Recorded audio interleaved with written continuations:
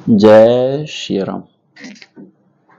सभी सनातन प्रेमियों को एकादशी की बहुत बहुत बधाई।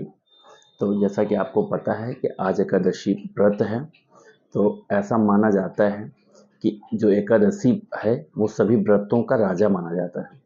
तो ऐसा लोगों को मानना है, अगर आप कोई व्रत हैं, अगर आप रखते हैं या नहीं रखते हैं, बट अगर आप एकादशी भी रहते हैं तो सभी व्रतों में ये राजा है। तो आप अगर कोई व्रत नहीं रख सकते तो कम से कम आप एकादशी का व्रत रहिए। तो आइए, और जैसा कि आपको पता है, हमारी कोशिश, जिस कोशिश में लगा हूँ, वो हमारी कोशिश है कि हर घर श्री रामचरितमानस डेली पढ़ा जाए और कम से कम एक पौधा आप डेली लगाएं। और श्री रामचरितमानस डेली मतलब ये हुआ कि डेली मतलब एक दिन भी न छूटे, चाहे वो संडे क्यों ना हो, आप श्री रामचरितमानस पढ़िए। कम से कम 5 चौपाई अपने फैमिली के साथ पढ़िए, अपने फैमिली को भी अप्रिसिएट करिए कि वो भी श्री रामचरितमानस पढ़ें।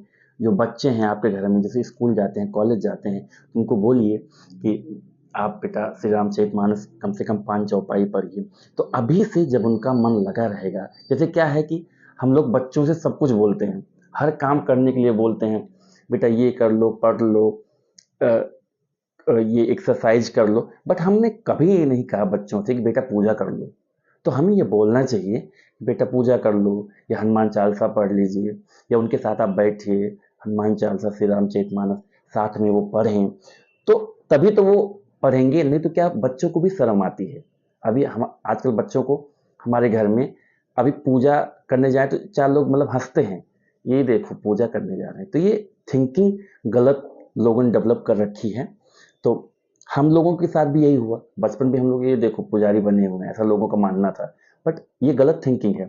आप जब आप खुद कहेंगे बेटा पूजा करो, पूजा करके तब स्कूल जाओ, ठीक है, इस टाइप से आपको बोलना होगा, तभी हमारे बच्चे अप्रिसिएट होंगे और वो भी इस चीज़ को अच्छी चीज़ मानेंगे। अभी क्या है कि उनको शर्म आ रही है आज की समाज में।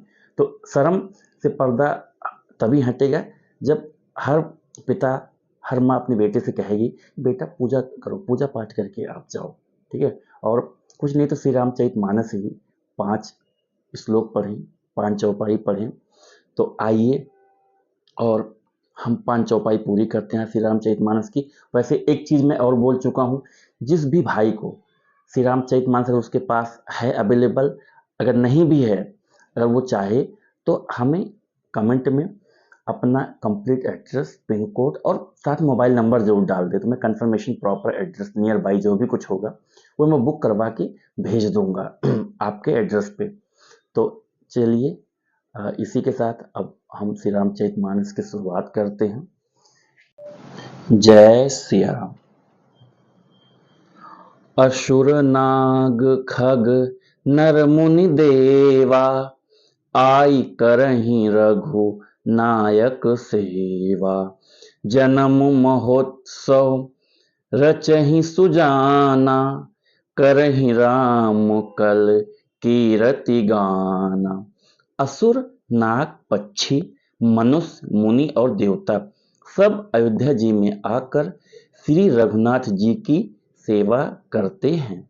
बुद्धिमान लोग जन्म का महोत्सव मनाते हैं और श्री राम जी की सुंदर कीर्ति का गान करते हैं। दोहा: मज्जहि सज्जन वृंद बहु पावन सरजू नीर, जपहि राम धरि ध्यान उर सुंदर श्याम शरीर। सज्जनों के बहुत से समूह उस दिन श्री सरयू जी के पवित्र जल में स्नान करते हैं और हृदय में सुंदर श्याम शरीर श्री रघुनाथ जी का ध्यान करके उनके नाम का जप करते हैं।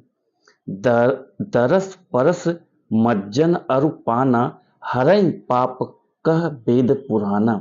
नदी पुनीत अमित महिमा अति, कह न सकई शारदा विमल मति। वेद पुराण कहते हैं कि श्री सरयू जी का दर्शन, स्पर्श, स्नान और जलपान पापों को हरता है। यह नदी बड़ी पवित्र है, इसकी महिमा अनंत है, जिसे विमल बुद्धि वाली सरस्वती जी भी नहीं कह सकती। ऐसा गोस्वामी तुलसीदास जी कह रहे हैं कि वेद पुराण कहते हैं कि श्री सरयू जी का दर्शन, स्पर्श और स्नान, जलपान पापों को हरता है। उनका मानना है कि श्री सरयू जी का अगर आप स्पर्श भर कर लें तो आपके जितने भी पाप हैं वो नष्ट हो जाएंगे। और तो और अगर आप स्पर्श कर आपने देख भी लिया सरयू जी को तो आपके जितने पाप हैं वो भगवान श्री राम जी की कृपा से नष्ट हो जाएंगे। राम धामदा पूरी सुहावन, लोक समस्त विदित अति पावन, चार खान जग जीव अपारा, अवध तजे तनु नहीं संसारा। यह शोभा ये मान अयोध्यापुरी श्री रामचंद्र जी के धर्म धाम की देने वाली है। सब लोकों में प्रसिद्ध है और अत्यंत पवित्र है। जगत में अंडज, स्वेदज, विदज और जरायुज चार खानी प्रकार के अत्यंत जीव हैं। इनमें से जो कोई भी अयोध्या जी में शरीर छोड़ते हैं वे फिर संसार में नहीं आते, जन्म मृत्यु के चक्कर से छूटकर भगवान के परम धाम में निवास करते हैं। सब विधि पूरी मनोहर जानी, सकल सिद्धि प्रद मंगल खानी, विमल कथा कर कीन आरंभा, सुनत नसाहि काम मद दंभा। इस अयोध्यापुरी को सब प्रकार से मनोहर, सब सिद्धियों की देने वाली और कल्याण की खान समझकर मैंने इस निर्मल कथा का आरंभ किया, जिसके सुनने से काम, मद और दंभ नष्ट हो जाते हैं। रामचरित मानस एहि नामा, सुनत श्रवण पाई विश्रामा, मन कर विषय अनल बन जरई, होय सुखी जो एहि सर परई। इसका नाम रामचरित मानस है, जिसको हम पढ़ रहे हैं इसका नाम श्री रामचरित मानस है। जिसके कानों से सुनते ही शांति मिलती है, जिसके कानों से सुनते ही शांति मिलती है। मन रूपी हाथी विषय रूपी दावानल में जल रहा है, वह यदि इस रामचरित मानस रूपी सरोवर में आ पड़े तो सुखी हो जाए। जय श्री राम। तो मित्रों, सभी सनातन प्रेमियों, जैसा कि आपको पता है कि श्री रामचरितमानस में रोज 5 चौपाई पढ़ता हूँ, 5 ही पढ़ता हूँ, 6 भी पढ़ता हूँ, लेकिन आनंद की जो अनुभूति है मैं आपको बयां नहीं कर सकता हूँ। और आपको मतलब ईमानदारी से बताऊं कि इसके पीछे मैं भी बहुत परेशान था। पहले थोड़ा मन में मेरे भी कुछ द्वंद्व था, कुछ परेशानियां थी, कुछ दिक्कतें थी, कुछ प्रॉब्लम थी। बट जब से मैं श्री रामचरितमानस पढ़ रहा हूँ मुझे एक अपना लक्ष्य, क्लियर लक्ष्य दिखा, मन को शांति मिली, मतलब जीवन में काफ़ी सुकून है। तो मैं आपसे ये अनुरोध करता हूँ कि कम से कम 5 चौपाई श्री रामचरितमानस की आप डेली पढ़िए, आपको सुकून मिलेगा, आनंद आएगा और प्रभु श्री राम जी की कृपा से बहुत ही सुकून मिलेगा।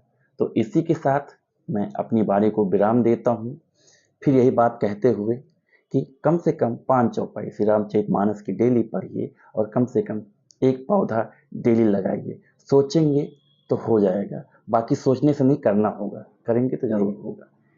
इसी के साथ मैं अपनी वाणी को विराम देता हूँ। जय सीताराम।